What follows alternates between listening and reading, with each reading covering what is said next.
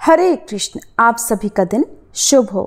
आज दिनांक है 13 जून और दिन है शुक्रवार। आज आषाढ़ मास के कृष्ण पक्ष का दूसरा दिन है और द्वितीय तिथि आज दोपहर 3:18 पर समाप्त होगी। इसके बाद से तृतीय तिथि प्रारंभ हो जाएगी और आज शुक्ल योग दोपहर 1:48 तक रहेगा। बाद में ब्रह्म योग प्रारंभ हो जाएगा। 13 जून शुक्रवार को सूर्योदय होगा सुबह 5:44 पर, सूर्यास्त होगा शाम 7:09 पर, चंद्रोदय होगा रात 9:15 पर और ब्रह्म मुहूर्त का समय सुबह 4:08 से 4:56 तक रहेगा। प्रिय श्रोताओ, आज आषाढ़ मास की पुण्य यात्रा का दूसरा दिन है और आज हम एक और दिव्य कथा के माध्यम से भगवान श्री कृष्ण की भक्ति में डूबने को तैयार हैं। हर दिन की ये कथा न केवल हमें धर्म का बोध कराती है बल्कि भीतर छुपी शक्ति और शांति को भी जागृत करती है।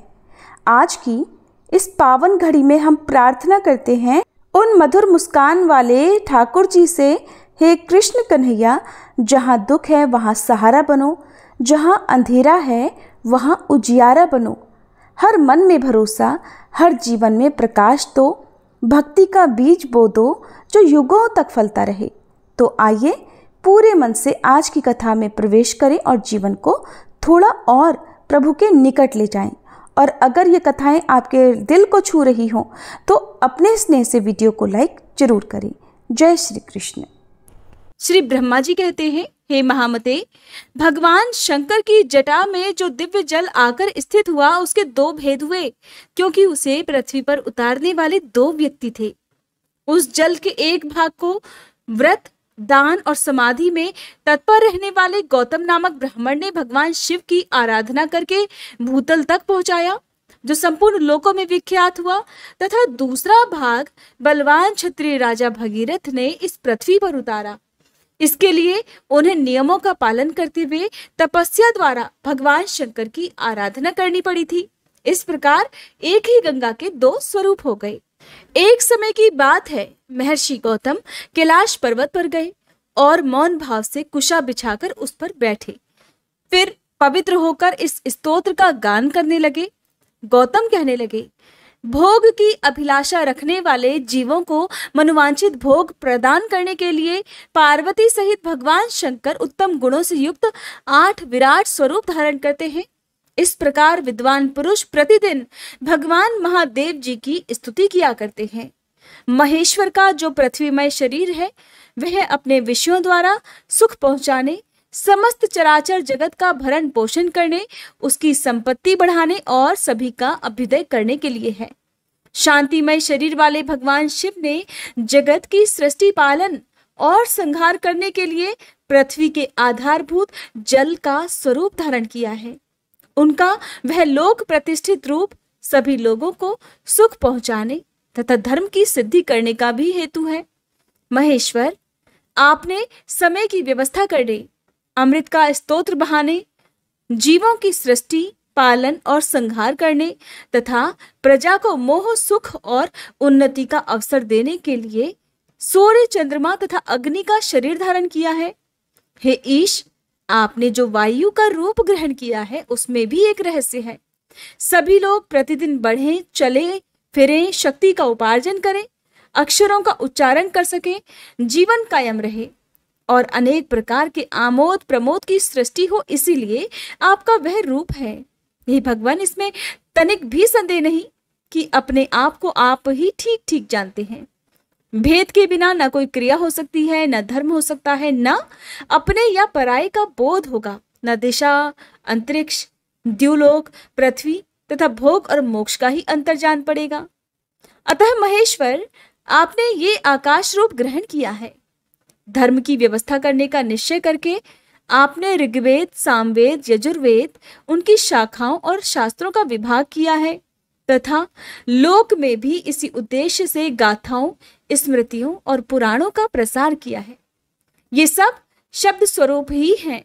हे शंभो, यजमान, यज्ञ, यज्ञों के साधन, ऋत्विक यज्ञ का स्थान, फल, देश और काल, ये सब आप ही हैं। जो सर्वश्रेष्ठ ब्रह्म पर प्रधान, सारभूत और उपासना के योग्य है, जिसका ध्यान तथा जिसकी प्राप्ति करके श्रेष्ठ योगी पुरुष मुक्त हो जाते, पुनः संसार में जन्म नहीं लेते, वे भगवान उमापति ही मोक्ष हैं। हे मां पार्वती, भगवान शंकर जगत का कल्याण करने के लिए जैसे जैसे अपार मायामय रूप धारण करते हैं, वैसे ही वैसे तुम भी उनके योग्य रूप धारण करती हो। इस प्रकार तुम में पातिव्रत्य जागृत रहता है। गौतम जी के इस प्रकार स्तुति करने पर वृषभांकित ध्वजा वाले साक्षात भगवान शिव उनके सामने प्रकट हुए और प्रसन्न होकर बोले, हे गौतम, तुम्हारी भक्ति, स्तुति तथा उत्तम व्रत से मैं बहुत संतुष्ट हूँ। मांगो, तुम्हें क्या दूं? जो वस्तु देवताओं के लिए भी दुर्लभ हो, वह भी तुम मांग सकते हो। भगवान शंकर के वचनों को सुनकर गौतम ऋषि ने कहा, हे जगदीश्वर, समस्त लोकों को पवित्र करने वाली इन पावन देवी को, जो आपकी जटा में स्थित और आपको परम प्रिय है, ब्रह्मगिरि पर छोड़ दीजिए। ये समुद्र में मिलने तक सबके लिए तीर्थ रूप होकर रहें। इनमें स्नान करने मात्र से मन, वाणी और शरीर द्वारा किए हुए ब्रह्म हत्या आदि समस्त पाप नष्ट हो जाएं। चंद्र ग्रहण, सूर्य ग्रहण, अयनारंभ, विषुव योग, संक्रांति तथा वैधृति योग आने पर हर प्रकार अन्य पुण्य तीर्थों में स्नान करने से जो फल मिलता है, वह इनके स्मरण मात्र से ही प्राप्त हो जाए। ये समुद्र में पहुंचने तक जहां जहां जाए, वहां वहां आप भी अवश्य रहें। ये श्रेष्ठ वर मुझे प्राप्त हो। इन सब के साथ साथ इनके तट से 1 योजन से लेकर 10 योजन तक की दूरी के भीतर आए हुए महापातकी मनुष्य भी अगर स्नान किए बिना ही मृत्यु को प्राप्त हो जाएं, तो वे भी मुक्ति के भागी हों। श्री ब्रह्मा जी कहते हैं, गौतम की ये बात सुनकर भगवान शंकर बोले कि इससे बढ़कर दूसरा कोई तीर्थ न तो हुआ है और न होगा। ये बात सत्य है, सत्य है और सत्य है, और वेदों में भी निश्चित की गई है कि गौतमी गंगा अर्थात गोदावरी सभी तीर्थों से अधिक पवित्र है। ऐसा कहकर भगवान शिव अंतर्ध्यान हो गए। लोक पूजित भगवान शिव के चले जाने पर गौतम ने उनकी आज्ञा से जटा सहित सरिताओं में श्रेष्ठ गंगा को साथ लेकर देवताओं से घिरकर ब्रह्मगिरि में प्रवेश किया। उस समय महाभाग महर्षि, ब्राह्मण तथा क्षत्रिय भी आनंद मगन होकर जय जयकार करते हुए ब्रह्म ऋषि गौतम की प्रशंसा करने लगे।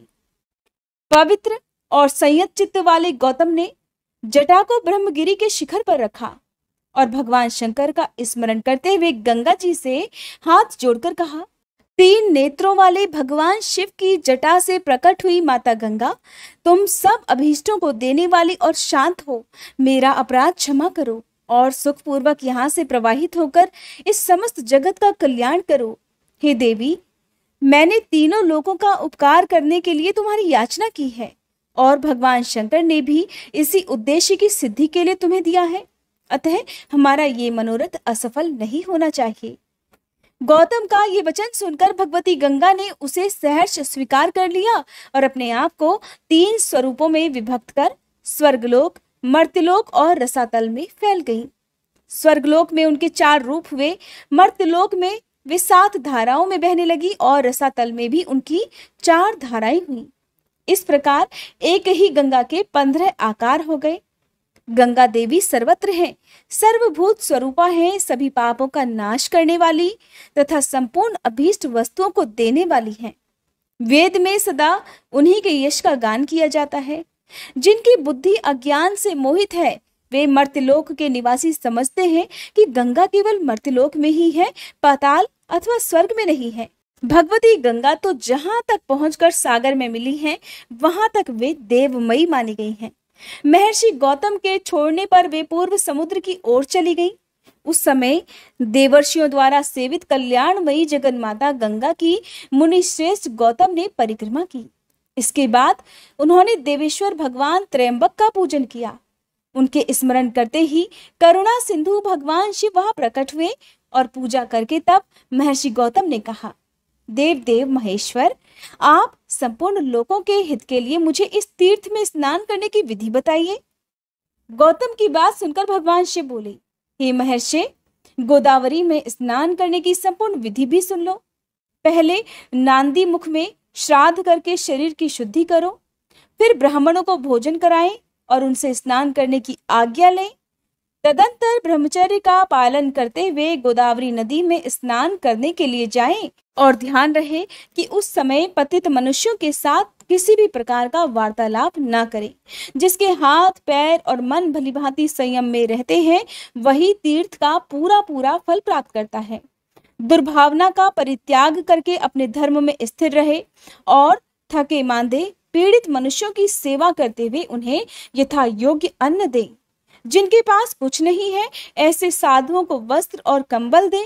भगवान विष्णु को तथा गंगा जी के प्रकट होने की दिव्य कथा सुने। इस विधि से यात्रा करने वाला मनुष्य तीर्थ के उत्तम फल का भागी होता है। हे गौतम, गोदावरी नदी में 2-2 हाथ भूमि पर तीर्थ होंगे। उनमें मैं स्वयं सर्वत्र रहकर सबकी समस्त कामनाओं को पूर्ण करता रहूंगा। सरिताओं में श्रेष्ठ नर्मदा अमरकंटक पर्वत पर अधिक उत्तम मानी गई हैं। यमुना का विशेष महत्व उस स्थान पर है जहां वे गंगा जी से मिली हैं। सरस्वती नदी प्रभास तीर्थ में श्रेष्ठ बताई गई है। तृष्णा, भीष्मरथी और तुंगभद्रा, इन 3 नदियों का जहां समागम हुआ है वह तीर्थ मनुष्यों को मुक्ति देने वाला है। इस प्रकार पयोष्णी नदी भी जहां ताप्ती में मिली है वह तीर्थ मोक्षदायक है। परंतु ये गौतमी गंगा मेरी आज्ञा से सर्वत्र सर्वदा और सभी मनुष्यों को स्नान करने पर मोक्ष प्रदान करेंगी। कोई कोई तीर्थ किसी विशेष समय में देवता का शुभागमन होने पर अधिक पुण्यमय माना जाता है, किंतु गोदावरी नदी सदा ही सबके लिए तीर्थ है। मुनिश्रेष्ठ, 200 योजन के भीतर गोदावरी नदी में 3.5 करोड़ तीर्थ होंगे। ये गंगा निम्नांकित नामों से प्रसिद्ध होंगी: माहेश्वरी, गंगा, गौतमी, वैष्णवी, गोदावरी, नंदा, सुनंदा, कामदायिनी, ब्रह्मतेज, समानीता तथा सर्व पाप प्रणाशिनी। गोदावरी मुझे सदा ही प्रिय है। वे स्मरण मात्र से पाप राशि का विनाश करने वाली हैं। 5 भूतों में जल श्रेष्ठ है।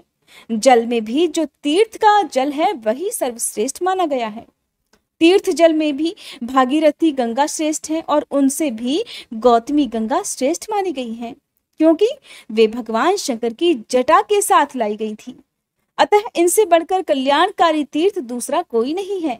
हे मुने, स्वर्ग, पृथ्वी और पाताल में भी गंगा सभी मनोरथों को पूर्ण करने वाली है।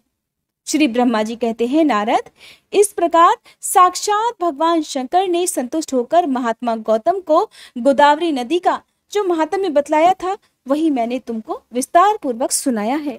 इसके आगे की कथा आप सभी अगले अध्याय में सुनिएगा।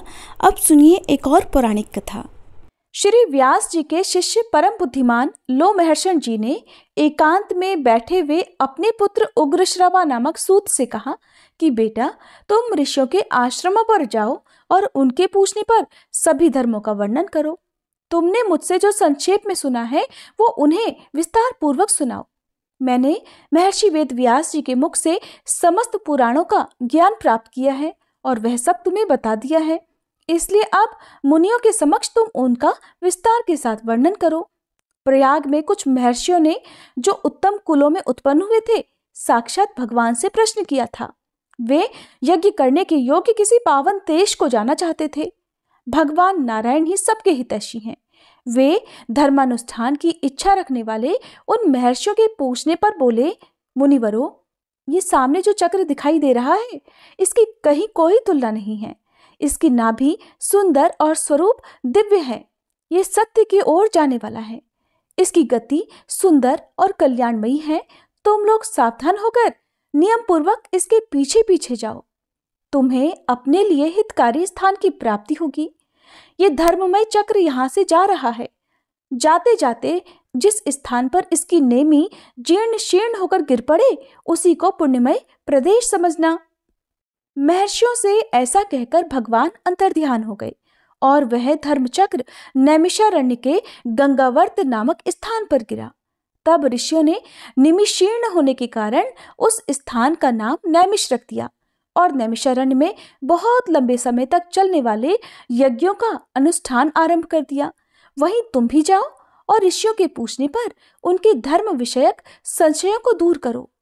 इसके बाद ज्ञानी उग्रश्रवा पिता की आज्ञा मानकर उन मुनीश्वरों के पास गए और उनके चरण पकड़कर हाथ जोड़कर उन्हें प्रणाम किया। सूत जी बड़े बुद्धिमान थे। उन्होंने अपनी नम्रता और प्रणाम आदि के द्वारा उन महर्षियों को संतुष्ट किया। वे यज्ञ में भाग लेने वाले महर्षि भी सदस्यों सहित बहुत प्रसन्न हुए और सबने मिलकर सूत जी का यथायोग्य आदर सत्कार किया। ऋषि बोले, देवताओं के समान तेजस्वी सूत जी, आप कैसे और किस देश से यहाँ आए हैं? अपने आने का कारण बताइए। तब सूत जी कहने लगे, महर्षियों, मेरे बुद्धिमान पिता व्यास शिष्य लोमहर्षण जी ने मुझे ये आज्ञा दी है कि तुम मुनियों के पास जाकर उनकी सेवा में रहो और वे जो कुछ पूछें उसे बताओ। आप लोग मेरे पूज्य हैं, बताइए मैं कौन सी कथा कहूं? पुराण, इतिहास या फिर भिन्न भिन्न प्रकार के धर्म, जो आज्ञा दीजिए वही मैं आपको सुनाऊं। सूत जी का ये मधुर वचन सुनकर वे श्रेष्ठ महर्षि बहुत प्रसन्न हुए। अत्यंत विश्वसनीय विद्वान लोमहर्षण पुत्र उग्रश्रवा को सामने उपस्थित देखकर उनके हृदय में पुराण सुनने की इच्छा जागी। उस यज्ञ में यजमान थे महर्षि शौनक, जो सभी शास्त्रों के विशेषज्ञ, मेधावी और विज्ञान में आरण्य भाग के आचार्य थे। वे सभी महर्षियों के साथ श्रद्धा का आश्रय लेकर धर्म सुनने की इच्छा से बोले। शौनक जी ने कहा, महाबुद्धिमान सूत जी, आपने इतिहास और पुराणों का ज्ञान प्राप्त करने के लिए ब्रह्म ज्ञानियों में श्रेष्ठ भगवान व्यास जी की भली भांति आराधना की है। उनकी पुराण विषयक श्रेष्ठ बुद्धि से आपने अच्छी तरह लाभ उठाया है। महामते, यहाँ जो ये श्रेष्ठ ब्राह्मण विराजमान है, इनका मन पुराणों में लग रहा है। ये पुराण सुनना चाहते हैं, अतः आप इन्हें पुराण सुनाने की ही कृपा करें। ये सभी श्रोता जो यहाँ एकत्रित हुए हैं बहुत ही श्रेष्ठ हैं। अलग अलग गोत्रों में इनका जन्म हुआ है। ये वेदवादी ब्राह्मण अपने अपने वंश का पौराणिक वर्णन सुने। लंबे समय तक चलने वाले यज्ञ के पूरा होने तक आप मुनियों को पुराण सुनाइए। महाप्राज्ञ, आप इन सब लोगों से पद्म पुराण की कथा कहिए। पद्म की उत्पत्ति कैसे हुई, उससे ब्रह्मा जी का आविर्भाव किस प्रकार हुआ तथा कमल से प्रकट हुए ब्रह्मा जी ने किस प्रकार जगत की सृष्टि की, ये सब बातें इन्हें बताइए। उनके इस प्रकार पूछने पर लोमहर्षण कुमार सूत जी ने बहुत ही सुंदर वाणी में सूक्ष्म अर्थ से भरा हुआ न्याय युक्त वचन कहा। महर्षियों, आप लोगों ने जो मुझे पुराण सुनाने की आज्ञा दी है, इससे मुझे बहुत प्रसन्नता हुई है। ये मुझ पर आपका महान अनुग्रह है। संपूर्ण धर्मों के पालन में लगे रहने वाले पुराण वेत्ता विद्वानों ने जिनकी भली भांति व्याख्या की है, उन पुराणों में वर्णित विषयों को मैंने जैसा सुना है उसी रूप में वह सब आपको सुनाऊंगा। सत्पुरुषों की दृष्टि में सूत जाति का सनातन धर्म यही है कि वह देवताओं, ऋषियों तथा अमित तेजस्वी राजाओं की वंश परंपरा को धारण करे, उसे याद रखे और इतिहास और पुराणों में जिन ब्रह्मवादी महात्माओं का वर्णन किया गया है उनकी स्तुति करे। क्योंकि जब वेन कुमार राजा पृथु का यज्ञ हो रहा था, उस समय सूत और मागध ने पहले पहल उन महाराज की स्तुति ही की थी। उस स्तुति से संतुष्ट होकर महात्मा पृथु ने उन दोनों को वरदान दिया। वरदान में उन्होंने सूत को सूत नामक देश और मागध को मगध का राज्य प्रदान किया। क्षत्रिय के वीर्य और ब्राह्मणी के गर्भ से जिसका जन्म होता है वह सूत कहलाता है, और ब्राह्मणों ने मुझे पुराण सुनाने का अधिकार दिया है। आपने धर्म का विचार करके ही मुझसे पुराण की बातें पूछी हैं, इसलिए इस भूमंडल में जो सबसे उत्तम और ऋषियों द्वारा सम्मानित पद्म पुराण है उसकी कथा आरंभ करता हूँ। श्री कृष्ण द्वैपायन व्यास जी साक्षात भगवान नारायण के स्वरूप हैं। वे ब्रह्मवादी, सर्वज्ञ, संपूर्ण लोकों में पूजित और अत्यंत तेजस्वी हैं। उन्हीं से प्रकट हुए पुराणों को मैंने अपने पिताजी के पास रहकर अध्ययन किया है। पुराण सब शास्त्रों के पहले से विद्यमान है। ब्रह्मा जी ने कल्प के आदि में सबसे पहले पुराणों का ही स्मरण किया था। पुराण त्रिवर्ग अर्थात धर्म, अर्थ और काम के साधक और परम पवित्र हैं। उनकी रचना 100 करोड़ श्लोकों में हुई है। समय के अनुसार इतने बड़े पुराणों का श्रवण और पठन असंभव देखकर स्वयं भगवान उनका संक्षेप करने के लिए प्रत्येक द्वापर युग में व्यास रूप से अवतार लेते हैं और पुराणों को 18 भागों में बांटकर उन्हें 4 लाख श्लोकों में सीमित कर देते हैं। पुराणों का यह संक्षिप्त संस्करण ही इस भूमंडल में प्रकाशित होता है। देवलोकों में तो आज भी 100 करोड़ श्लोकों का विस्तार पुराण मौजूद है। अब मैं परम पवित्र पद्म पुराण का वर्णन आरंभ करता हूँ। उसमें 5 खंड और 55,000 श्लोक हैं। पद्म पुराण में सबसे पहले सृष्टि खंड है, उसके बाद भूमि खंड आता है, फिर स्वर्ग खंड और उसके बाद पाताल खंड है, उसके बाद परम उत्तम उत्तरखंड का वर्णन आया है। बस इतना ही पद्म पुराण है।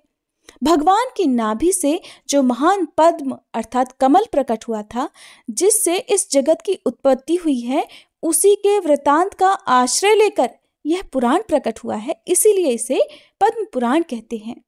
ये पुराण स्वभाव से ही निर्मल है, उस पर भी इसमें श्री विष्णु भगवान के महात्म्य का वर्णन होने से इसकी निर्मलता और भी बढ़ गई है।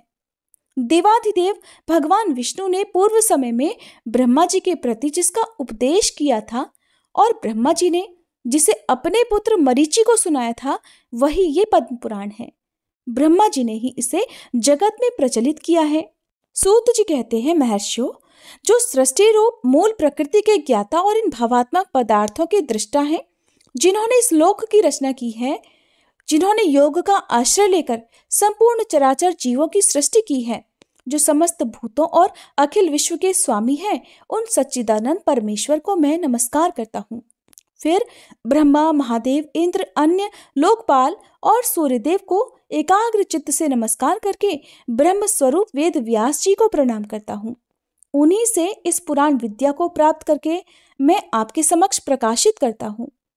जो नित्य निरंतर सदा सत्व स्वरूप, अव्यक्त और सबका कारण है, वह ब्रह्म ही महतत्व से लेकर विशेष पर्यंत विशाल ब्रह्मांड की सृष्टि करता है।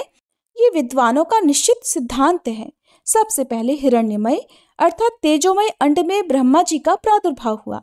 वह अंड सब ओर से जल से घिरा हुआ है।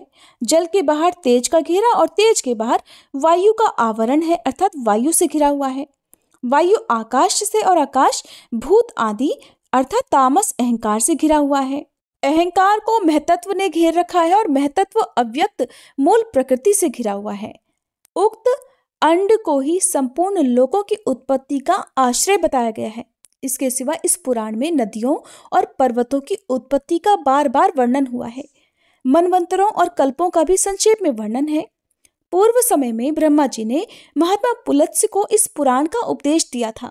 फिर पुलत्स्य ने इसे गंगा द्वार अर्थात हरिद्वार में भीष्म जी को सुनाया था। इस पुराण का पठन, श्रवण और विशेषतः स्मरण धन, यश और आयु को बढ़ाने वाला और संपूर्ण पापों का नाश करने वाला है। जो द्विज अंगों और उपनिषदों सहित 4 वेदों का ज्ञान रखता है, उसकी अपेक्षा वह अधिक विद्वान है जो केवल इस पुराण का ज्ञाता है। इतिहास और पुराणों के सहारे ही वेद की व्याख्या करनी चाहिए, क्योंकि वेद अल्पा के विद्वान से ये सोचकर डरता रहता है कि कहीं ये मुझ पर प्रहार न कर बैठे, अर्थ का अनर्थ न कर बैठे। तात्पर्य यह है कि पुराणों का अध्ययन किए बिना वेदों के अर्थ का ठीक ठाक ज्ञान नहीं होता।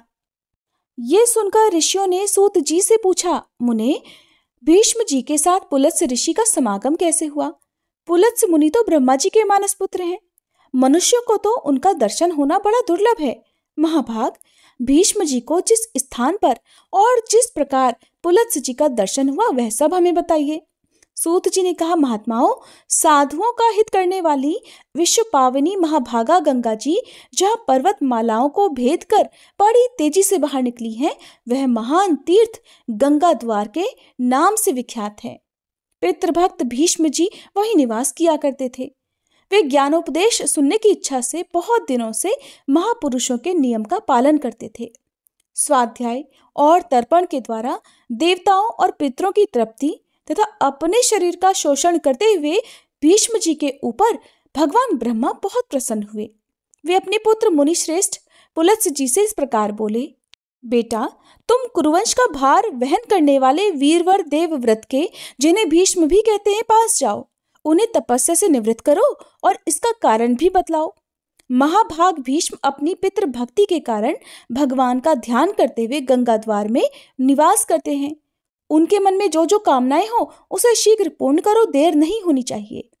पितामह का वचन सुनकर मुनिवर पुलत्स्य जी गंगा द्वार में आए और भीष्म जी से इस प्रकार बोले कि वीर, तुम्हारा कल्याण हो। तुम्हारे मन में जो इच्छा हो उसके अनुसार कोई वर मांगो। तुम्हारी तपस्या से साक्षात भगवान ब्रह्मा जी प्रसन्न हुए हैं। उन्होंने ही मुझे यहाँ भेजा है। मैं तुम्हें मनोवांछित वरदान दूंगा। पुलत्स्य जी का वचन मन और कानों को सुख पहुंचाने वाला था। उसे सुनकर भीष्म ने आंखें खोल दी और देखा पुलत्स्य जी सामने खड़े हैं। उन्हें देखते ही भीष्म जी उनके चरणों में गिर पड़े। उन्होंने अपने संपूर्ण शरीर से पृथ्वी का स्पर्श करते हुए उन मुनिश्रेष्ठ को साष्टांग प्रणाम किया और कहा, भगवान, आज मेरा जन्म सफल हो गया।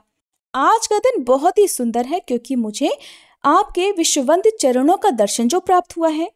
आज आपने दर्शन दिया और विशेषतः मुझे वरदान देने के लिए गंगा जी के तट पर पदार्पण किया। इतने से ही मुझे अपनी तपस्या का सारा फल मिल गया। ये कुश की चटाई है, इसे मैंने अपने हाथों बनाया है और जहां तक हो सका है इस बात का भी प्रयास किया है कि ये बैठने वालों के लिए आराम देने वाली हो, अतः आप इस पर विराजमान हो जाइए। ये पलाश के दोने में अर्घ्य प्रस्तुत किया गया है। इसमें दूब, चावल, फूल, कुश, सरसों, दही, शहद, जौ और दूध भी मिले हुए हैं।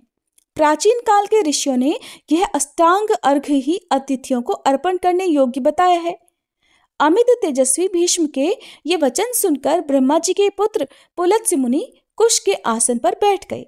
उन्होंने बड़ी प्रसन्नता के साथ पाद्य और अर्घ्य स्वीकार किया।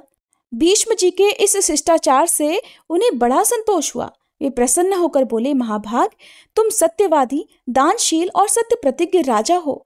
तुम्हारे अंदर लज्जा, मैत्री और क्षमा आदि सद्गुण शोभा पा रहे हैं। तुम अपने पराक्रम से शत्रुओं का दमन करने में समर्थ हो। साथ ही धर्मज्ञ, कृतज्ञ, दयालु, मधुरभाषी, सम्मान के योग्य पुरुषों को सम्मान देने वाले, विद्वान, ब्राह्मण भक्त और साधुओं पर स्नेह रखने वाले हो। वत्स, तुम प्रणाम पूर्वक मेरी शरण में आए हो, अतः मैं तुम पर बहुत प्रसन्न हूँ। तुम जो चाहे पूछो, मैं तुम्हारे प्रत्येक प्रश्न का उत्तर दूंगा। तब भीष्म जी ने कहा, भगवान, पूर्व समय में भगवान ब्रह्मा जी ने किस स्थान पर रहकर देवताओं आदि की सृष्टि की थी, ये मुझे बताइए।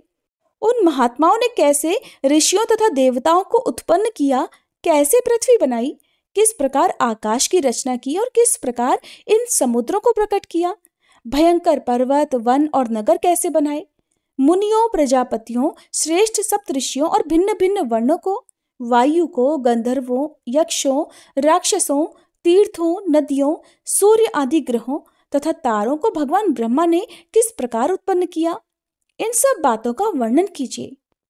हरे कृष्णा। तब पुलत्स्य जी ने भीष्म जी के सामने जिस प्रकार वर्णन किया उसका वृतांत आप सभी अगले अध्याय में जरूर सुनिएगा। और आज की इस कथा को अंत तक सुनने के लिए आप सबका बहुत बहुत धन्यवाद।